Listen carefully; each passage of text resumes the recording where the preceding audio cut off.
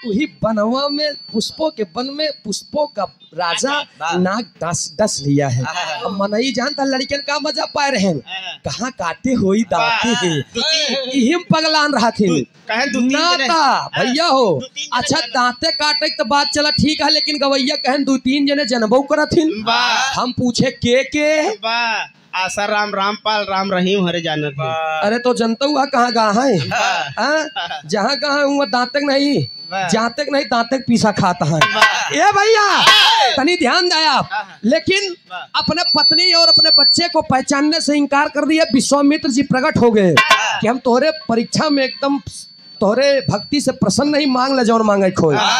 विश्वामित्र के सामने प्रभु हरिश्चंद्र जी दोनों पैर जोड़कर खड़े हो गए कि प्रभु एकदम दोनों पैर पे हाथ जोड़ के खड़ा हो गया, स्वामी हमको खुश नहीं चाहिए, मेरा वही पुराना सुकून मुझे वापस कर दीजिए, उससे ज्यादा हमें कुछ चाहिए नहीं। विश्वामित्र जी उनके सुकून को वापस किए। अब जब सतयुग में था त्रेता आई है, त्रेता में कहना पड़ा कैसे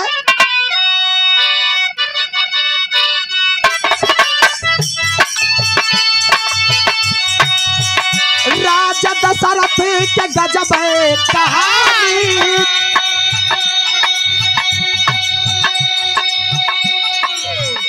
यज्ञ में तो फल 3 रानी।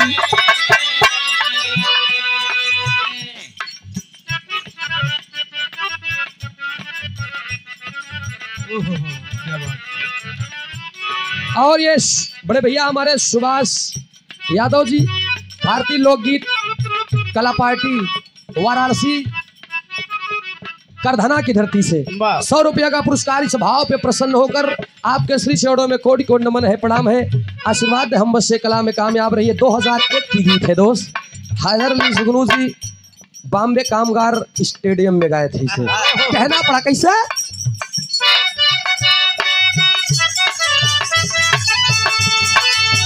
राजा दशरथ के गजब कहानी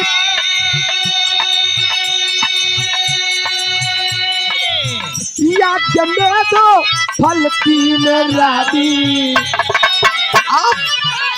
एक फल दे दिया एक को है, एक फल दे दिया एक को है, एक में तो दुल्हन आधा आधा। एक फल दे दिया एक को है, एक में तो दुल्हन आधा आधा।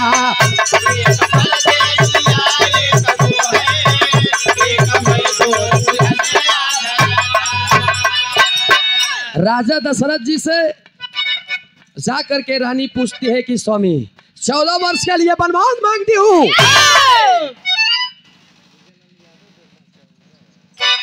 विजयलाल यादव देवपालपुर की चाहे होते तो राजा दशरथ मना कही दे होते, लेकिन नहीं दोस्त, उन्होंने भी रघुकुल रीति सदा चली आई, प्राण जाए पर वचन न जाई।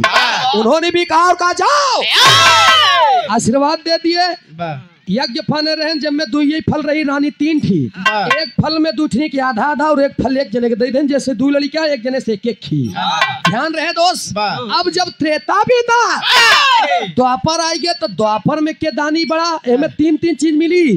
दानी भी कौन है और पुत्रों के साथ में कौन कौन ऐसा है जो अपने पुत्र का वियोग सहा है, और तीसरा लाइनी आधा आधा से लाइनियों बा।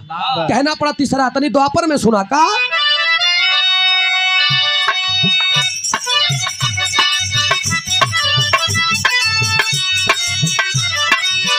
मोरंग ध्वज पे जब आई विपत्ति,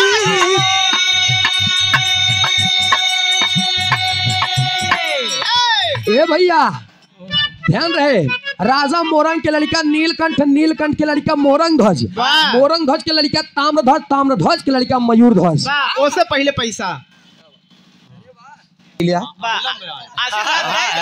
आशीर्वाद तो देवे करथिन। मंच पे एक बात जान ले दोस्त, हम दोनों जने वकील है, जज हैं ये लोग। अगर बापू आ जाए तो न्याय के मामले में बख्शे ना चाहिए। हाँ देखा था महाकुंभ में कौनों की आंख नीली नीली बतू हो भाई वायरल मोनालिसा, हम मोनालिसा। तमाम बात भगदड़े आए, तमाम लोग चले गए सेक्टर नंबर 17 हमारे घर आई है। हम नहीं गए भाई, बच गए। कब हम नहीं गए। कितना जने गड्ढा खोद के जीसीबी सुनवाए। महाकुंभ जनता नहीं, हम कहीं थे हुआ गए यहाँ संगम में स्नान करे बरे। ध्यान दीजिएगा, सच्चाई कोई नहीं जानता। जितना जने पहले पहुंच गए रहन भाई, बैरिकेड तो लगे रहन, खुलत रहन नहीं। जितना जने पहले के रहन उस संगम के तीरे आराम से लेट के थकाव कर रहा भाई बहन, 12-12, 15-15 किलोमीटर पैदल जाए वाले आदमी थकान लगी रही बेचारे, वही लेट गए। का बुढ़िया, का बुढ़वा, का मेहरारू, का नई, का पुरान, लड़का बच्चा सब लेके लेट गए, पहुड़ गए, ओलर गए, सब सो गए। अब जब भगदड़ मची, के उठ पाए के नहीं उठ पाए, के नेहुरा रहन वहीं पर से ठेल देन आगे गिरी है। सोवत के सोते रह गए बेचारे। कितने के तो भाई समझ में आवत बा कि गाड़ी में भर भर के लखनऊ छोड़ देन। लखनऊ में क्यों लाश मिलत है, क्यों अस्पताल में मिलत बा, पूरी सच्चाई अब अहिनों तक नहीं निकल पाए, जबकि वही रहे वाले है। वाह रे दोस्त, जमाना बड़ा बुरा है, प्रशासन थोड़ी सी ढीली है। सोचे आप, इतना पीपा पुल लगा बा, पीपा पुलवा में तो हमहू रहे महाराज। हाँ का करी 25-30 मनई के लेके हमहू काम करवा रहे। हम सोचे संगम है 2 दिन के लहार बार है, हमहू लहाई ले भैया। तू काम नहीं करावे रहा, तू फ्री वाली खिचड़ी खाई गए हम। ए भैया तरी द्वापर के बात आवा, द्वापर में कहना पड़ा क्या,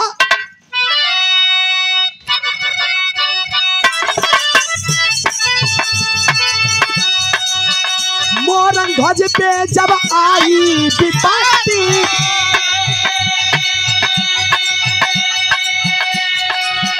कान्हा अर्जुन फेंकाते आपत्ति। ध्यान रहे,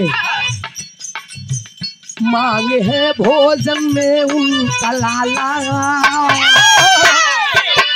मांगे है भोजन में उनका लाला, कर दिए है लाला ने आधा आधा, कर दिए है लाला ने आधा।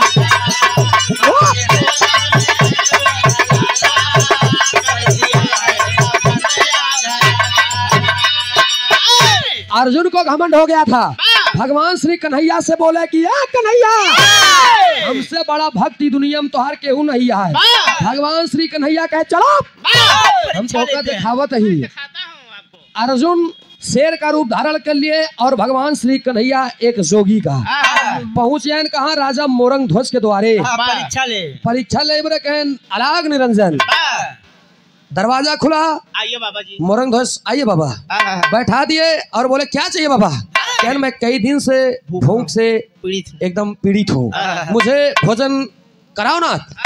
लई आयन बैठाए देन, कहन वश मुझे भोजन करा दो। और जब भोजन लई आए परोस देन तो शेर मूड़ी हिलावे ला, शेर मूड़ी हिलावे ला, कहा कि हमका ई भोजन ना चाहिए। कहन तब कौन चाहिए, कहन हमका चाहिए मांस। अब मोरंग ध्वज कहन बस 2 मिनट के समय था, हम जाते ही मीट मछली लेके आवत ही। इतने पे जोगी बाबा गुस्सा के मेरा शेर कोई ऐसा वैसा मांस नहीं खाएगा, ऐसा वैसा भोजन नहीं करेगा। कहन तब कैसे भोजन करी, कहन मेरा शेर आपके बच्चे ताम्र ध्वज का मांस को खाएगा। अब सोचा अगर खिलाना हो तो खिलाओ, अन्यथा हम जाएं।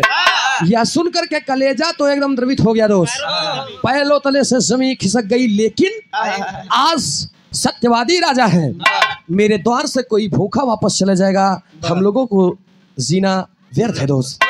बैठा दिए, बेटे ताम्रध्वज को बुलाए और जब उनको ले जा करके एक छोटी से छपरे में, छप्पर में ले जा करके काटने चले, तब फिर एक बात कहते हैं जोगी बाबा की, अपने बच्चे को काटना, लेकिन एक बात और याद रखना कि काटने वक्त आप दोनों प्राणी के आंखों से आंसू नहीं गिरना चाहिए। कौन ऐसन माई कौन ऐसन बाबू हुई है जेकर कलेजा कपबे न करी और अपने लड़का के काटी ओकरे आंख से आंसू न गिरी।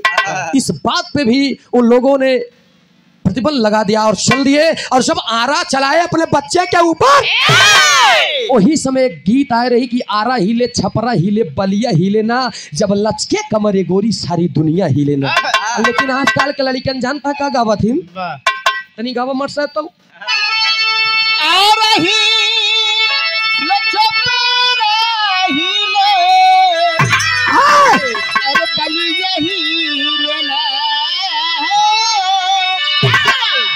बलिया ही लेनार तोहरी नच के जब कमरिया हेलो हेलो तोहरी हेलो नच के जब भैया सभा का ध्यान दीजिए। सारी दुनिया ही लेनार तोहरी नच के जब कमरिया सारी दुनिया ही लेनार तोहरी नच के जब कमरिया सारी दुनिया ही लेनार तोहरी नच के जब कमरिया। ओ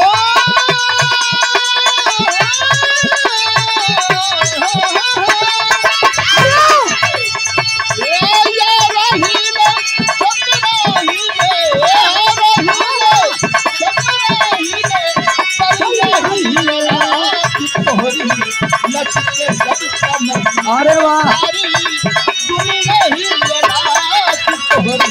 लख के जब कमरिया सारी दुनिया ही सारी दुनिया ही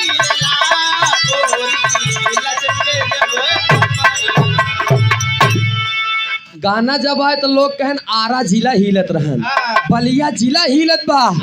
एक लड़की के चाल पे ससुर आरा बलिया हिले लागी। बतावा सोच में न त कमी लिखवैया के बा न त कमी गवैया के बा, सारा कमी सुनवैया लोगन के है। सारा कमी गलत अर्थ निकलवैया के है। बताइए जिस समय अपने बच्चे को उस छप्पर में काट रहे थे उस समय वो जौन काटत रहन वो आरा हिलत रहन, और जौने छप्पर में काटे वो छपरा हिलत रहन, और उनके मेहरारू के काने के बाली हिलत रही। तब लिखे कि आरा हिले छप्पर हिले बलिया हिले ना। और जब लचके कमरे गोरी काटत समय लचके कमरे गोरी पूरा ब्रह्मांड हिली के रहन। और भैया दुनिया हिले ना।